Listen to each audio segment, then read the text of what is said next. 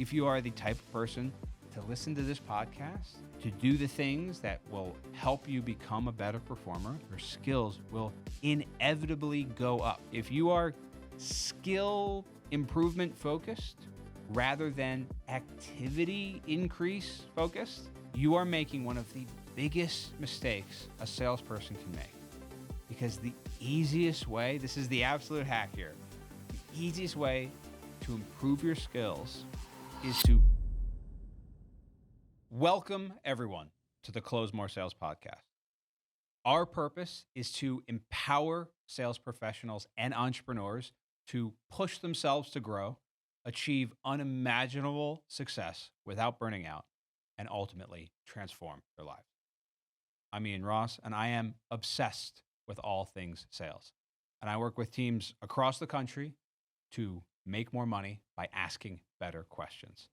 The most proven path to achieving financial freedom is maximizing your earning potential, and a sales role is the lowest barrier with the highest possible ceiling for entry onto that path.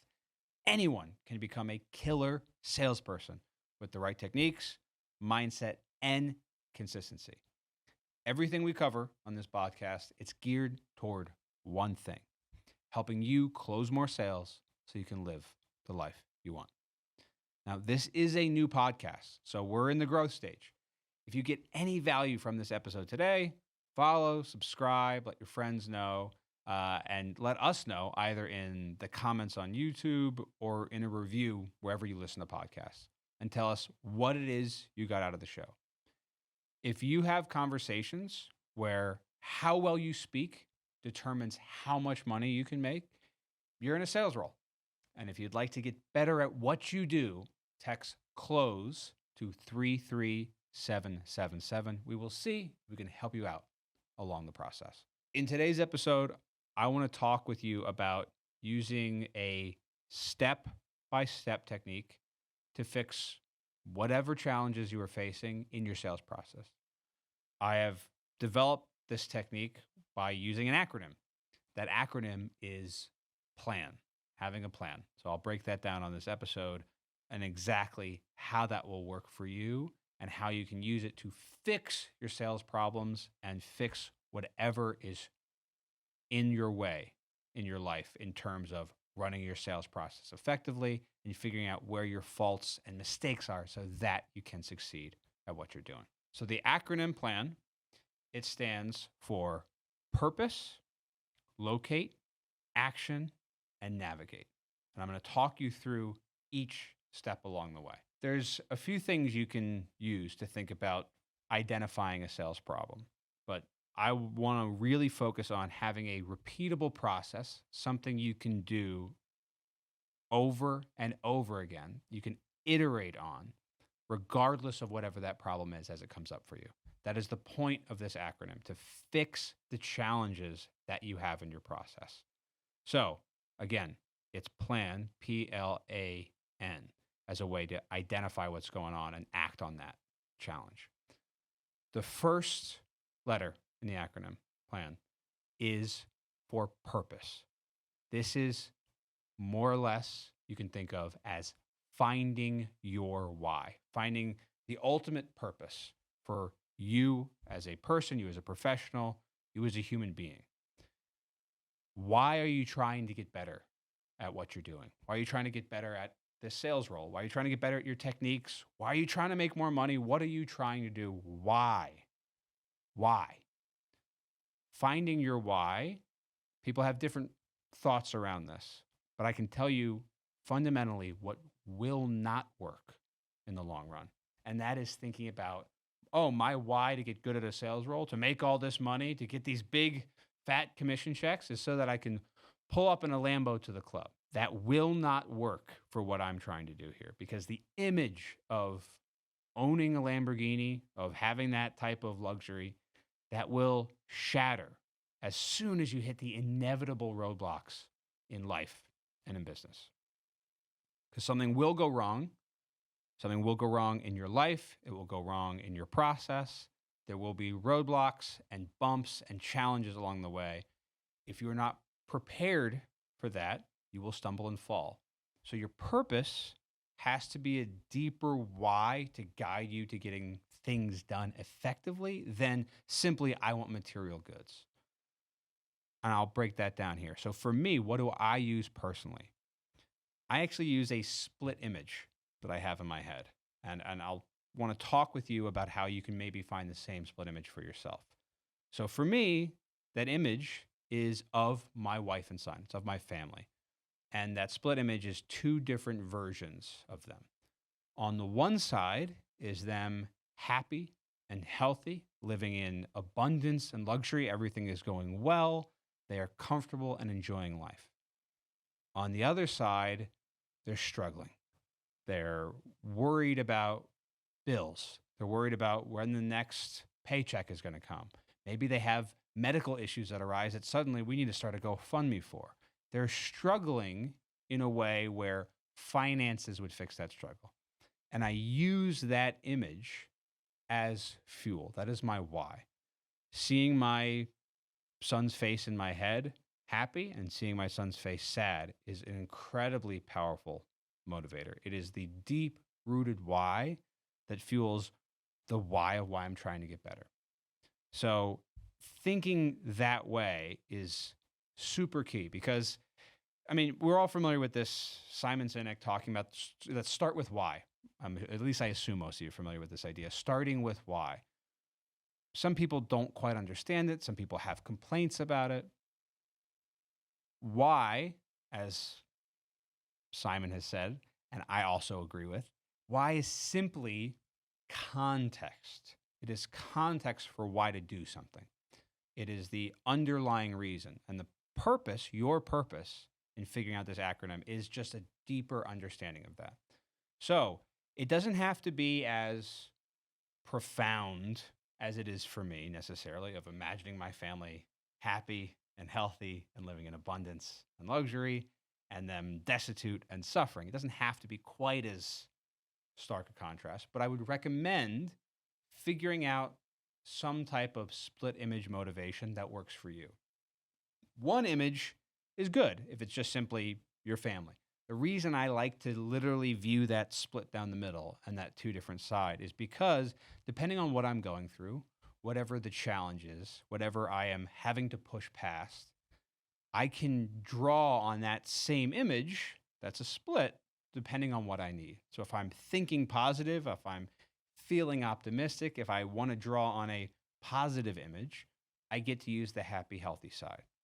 If I'm maybe dealing with a little bit more struggle, something that requires an extra kick in the butt to do the activity, to do the work that I know I need to do, a negative image is often more powerful and more motivating than a positive one. And so I have the exact same purpose, that split image in mind to fuel me to get going.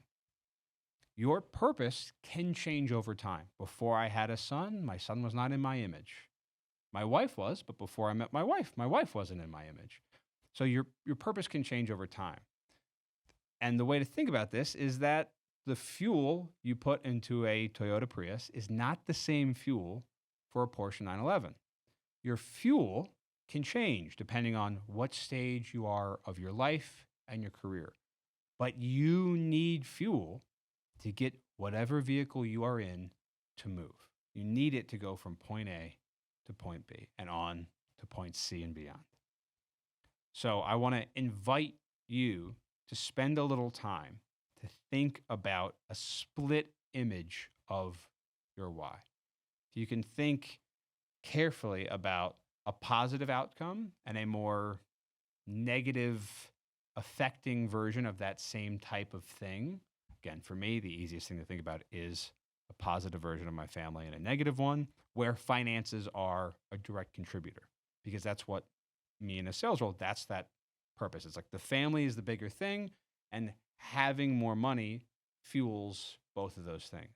So I would invite you to find what that is. And also about context, understanding the why behind everything matters. So not just the greater why for you, why do I want to fix this, but also why do I want to fix this part of this process? So for instance, why does it matter that my prospect should be talking 70% of the time and I should be talking 30% of the time. That's an important why to think about. Why should I use this closing line? Why should I ask the question, how long have you been thinking about making a change?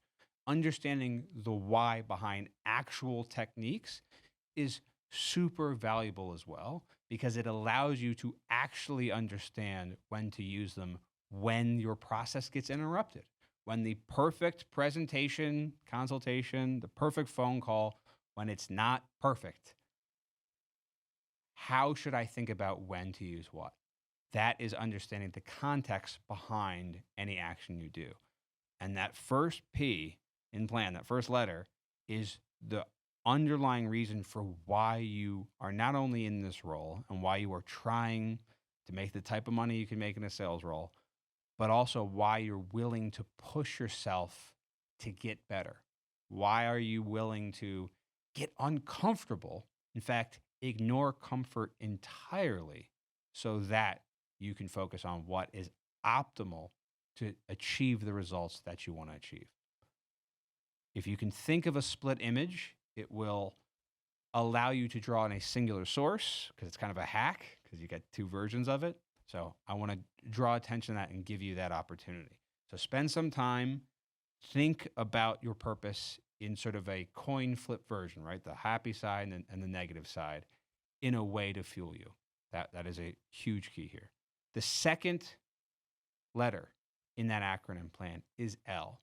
This is where we get into stuff a little bit less abstract and maybe even woo-woo in thinking about my fuel for why I'm doing anything and actually identify where the weakness is in your sales process. L for locate. This is not just, it's for figuring out where the issue is in your process, but it has to be something that you can control. And this is key here. If you are in a sales role and what you locate is that marketing isn't bringing in enough leads, that will not work for this part of this technique because that means you're focusing on something that you don't have control over. All you have control over is your sales process. So if you find that marketing isn't bringing in enough leads, that means what you do have control over, your sales process, is set up ineffectively to adapt to what is in your control, which is what you can do on a daily basis. And what is out of your control is the rate at which marketing brings you leads. So if marketing isn't bringing in enough and therefore your process isn't working effectively, you need to locate where it is in your process that can adapt to what is outside your control, which is marketing doesn't bring enough. So you can't stop and go, oh, well, if only I had enough leads, if only marketing was bringing me better leads, if they were making sure to actually qualify the people they sent my way, I would be fine. That's not locating the issue because that's outside of your control. Focus on what you can do and what you can fix. That's a really key part here. So if you, again, to reiterate this, because this is so important, if you are locating an issue that is outside of your control, then that's not the issue. What you need to keep doing is searching for what is within your control that you can adjust for to make sure it works for what's outside your control. And whether I'm selling a business owner on sales training, leadership training, or I'm talking to members of our community when they first join, I ask this one question. I ask if you could fix a part of your sales process that if you fixed it first would have outsized results compared to anything else, what would it be? You need to ask yourself this same question as the salesperson, as an individual contributor, where that process, where what you're doing on a daily basis, where how you're adapting to what's being sent your way and how you're following up, the questions you're asking, everything you are actually doing, focus on what is within your control and what in that process, if you got better at it, would give you huge outsized results. Maybe you realize that you're only at 35 minutes of talk time on an average day. And then you look, and based on your numbers, based on your closing ratio and how much you get paid per sale, you realize, assuming everything were equal, based on these numbers, that to reach the financial goals that you have to fit with your capital P purpose for this acronym plan means you would need 5 hours of talk time. Okay, that can be a little overwhelming, but let's just use this as an example to fuel us through the rest of this, to guide us to make this point. What your challenges could be different, could be something much simpler, could be something much harder, but we're going to use this example, and I want you to do the work here, listening, to think, how does this apply to me? If this talk time's not my issue, my activity here is not my issue, figure out what it is for you. So reflect on that as I go through this. So you've located, all right, I'm only talking 35 minutes every single day on average. I can just tell you straight away, that's probably not enough. And you're looking at, based on your current numbers, you realize you need to be at 5 hours. So let's transition now into the third letter in the acronym, A, which stands for action, making effective changes. Now, the action portion here, this is where most people struggle. I mentioned that 35 minutes of talk time needing to be 5 hours based on the numbers. What most salespeople do when they were to discover an issue like that is go, okay, how can I get so good to close enough deals in that 35 minutes of talk time? And what they do is they set their sights impossibly high, either in the short term, or they just try to achieve something that should take 12 months in 12 hours. They're not thinking about this appropriately, not thinking about this directly. Rather than trying to up their skills, the easiest thing to fix first is assume that your skills are your baseline. We'll come to that in a minute here about your skills improving, but just assume this is how good I am now. So if I'm identifying where in my process I need to take more action, think about what activity I can be doing. And the action itself should be broken down into daily and also sort of weekly expectations of yourself to be able to reach that longer goal. Focus on the activity aspect rather than the skill aspect.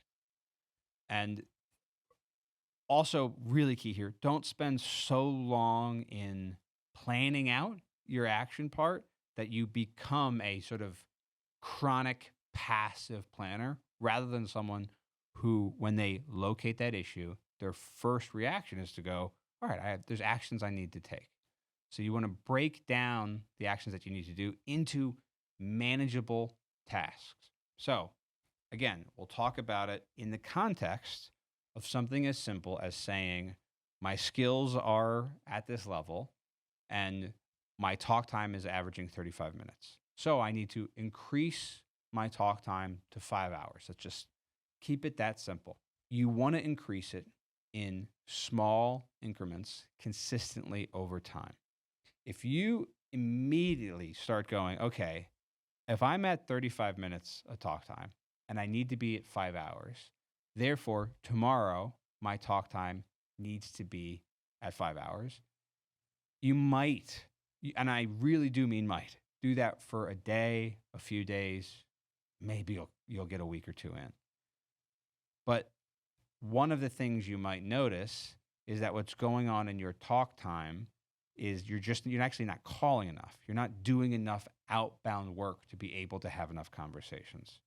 So let's say on average, it takes you 50 dials per hour of talk time. So for you're averaging 35 minutes of talk time, let's say you're right around the 30 dials a day. Well, to get to 5 hours, you're talking about 250, maybe 250 plus dials. You can't just go from 30 dials to 250 like that and sustain it, because what you need to do in the rest of the time, the activity you're already doing in your role, will need to adjust. Your days do not look the same. If you look at a salesperson who's dialing 30 numbers a day, and a salesperson who's dialing 250, and you looked at over time, their days look different. So the other aspects of your life are going to start to be affected by this as well. Think about it that way, and think about how to set those realistic expectations. So you want to draft up your action plan, and this is where we get to the fourth section here, which is the N, navigating, setting a realistic timeline for that improvement. Let's talk about it this way. Again, if you're trying to go from 35 minutes of talk time to 5 hours per day, the first thing should go, okay, next week is when this time starts. Now I go from 35 minutes to 40 minutes per day. I do that on Monday. Tuesday, it's 40 to 45. And then I'm going up to 45 to an hour. And then I hold that hour for a week. I just make sure I get an hour of talk time every single week, do as many calls as I need to do.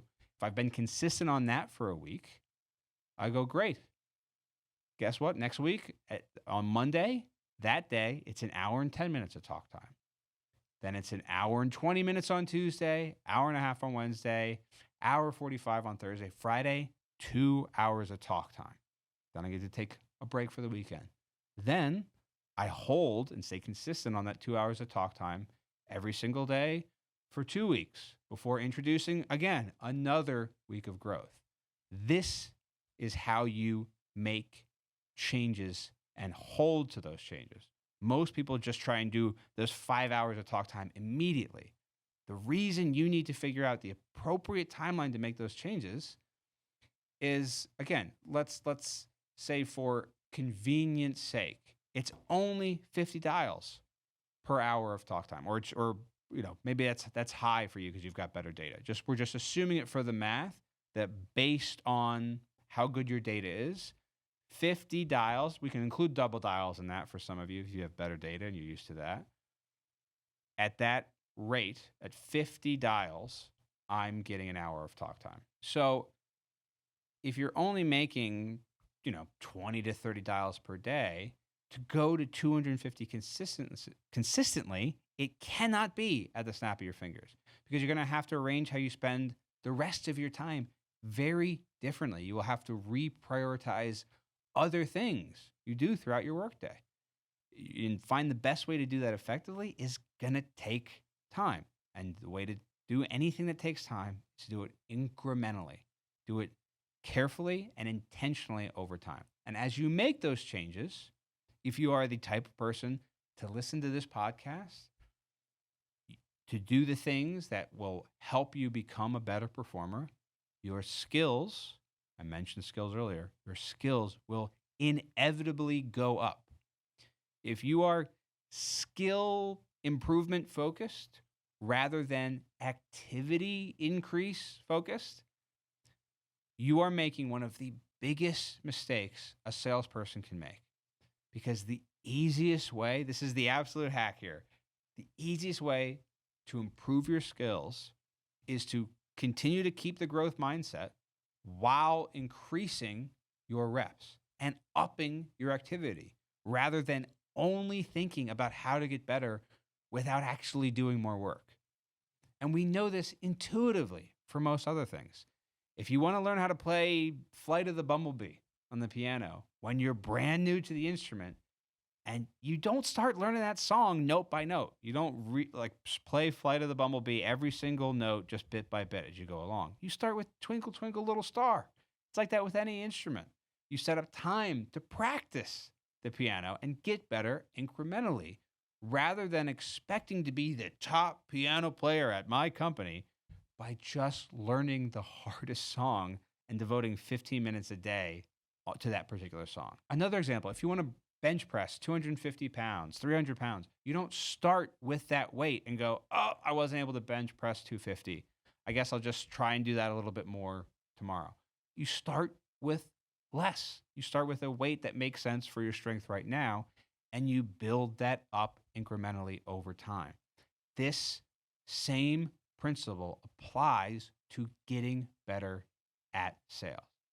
So to create a sustainable plan to get your skills up is to create a sustainable plan to get your activity up, get more reps in, and maintain the growth mindset listening to podcasts like this, trying to get better every day, is actually thinking about what I can definitely control, which is just the pure activity that I do. So your performance metrics, they will go up over time. So we want to talk about how long it can take to get to those 5 hours. It varies depending on the salesperson, varies depending on their starting point. And the reality is they also might get their skills up where they could actually do it in 2 hours of talk time.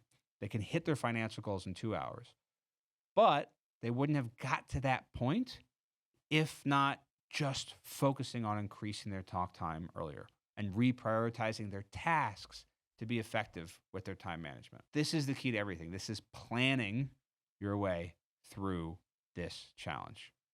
It's about having a gradual growth mindset rather than a immediately I'm the biggest, strongest guy in the room. So think about this process for you and set incremental targets.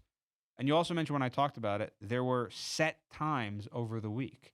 It wasn't just a little bit better every single day. I mean, you can do that, but especially in the example I gave up of that extreme difference in talk time between 35 minutes and 5 hours. If you've been at 35 minutes on average, you've got other issues for one thing. And one of the best ways to get over those issues is just once you've gotten to that hour, hold that hour for a week. If you can do an hour for a week when you've been averaging 35, that's the key. Like, all right, that's my new baseline. Now I'm increase it again. I'm at 2 hours. I'll hold that for 2 weeks. So this is the real key in terms of making those changes. So let me recap again this framework. It's a plan framework, PLAN. Purpose, the purpose for why you were doing this. What is your underlying reason for getting better, for making money, for improving? Why are you doing this? L, locate the issue. Where is it in the process? Is it the leads coming in? Is it my conversions? Where is that challenge? Now you have to take action. It's the A. Take action on what I have to do rather than just going, whatever I need to do is marketing needs to get better. Then once marketing's better, I'll be fine because my process is set up for marketing to be giving me more than they've ever given me before. That's not how you get better. It's to think, okay, if I'm getting this many leads without me doing any additional work, just being in this role, and I need more leads, I need to figure out what I can do in my process to get more leads outside of just relying on something outside of my control. And finally, the way to actually make those changes is navigating that timeline, figuring out how long you need to take to do that action. So always think about setting this incrementally rather than some big jump. And then once you've reached a new stage, again, in the example I've given of talk time, hour, 2 hours, 3 hours, 4 hours, make that your baseline and be consistent with that for a set period of time. If you apply this method to your sales strategies, if you think about when there's something wrong, there's something that needs to be fixed, I go, okay, first, reminder, what is my purpose? Now, you probably don't have to do that every single time you find an issue, but most people, if you ask them the question, what's your purpose? They'd be like, I make money, I guess, make sure my family's okay. That's okay. It's about as convincing as the way I delivered that message. But to really have a picture in your head will make sure that as things go off the rails, you can have a reminder for how to do things. So think about that split image and what that can be for you and use that, because simply thinking on materialistic goods, the idea of buying that piece of property, buying that car, buying whatever it is you want to buy with the money you would make in a sales role, it will never shield you as much as possible. So figure out what your purpose is. That fuel can change over time. As a reminder, it doesn't have to be this is my purpose forever, but this is my purpose today, and it's my purpose tomorrow. Figure that out. Once you have that, new challenges, you almost can skip the plan part. It's worth checking in on yourself. It's worth reminding yourself of the purpose, because for some of you listening or watching, the purpose part will be way easier than others because you probably already have some type of mindset there. But reminding yourself, hey, this is the reason I want to get better. This is the reason this has to be better because I want this one side of the split image rather than the other. And then you get to the locate much quicker. Where is that issue? And if I fix this, it would have an outsized effect compared to other aspects of my process. Think about that. Then take action. Don't spend too much time thinking about how much you want to take action. Start taking action immediately.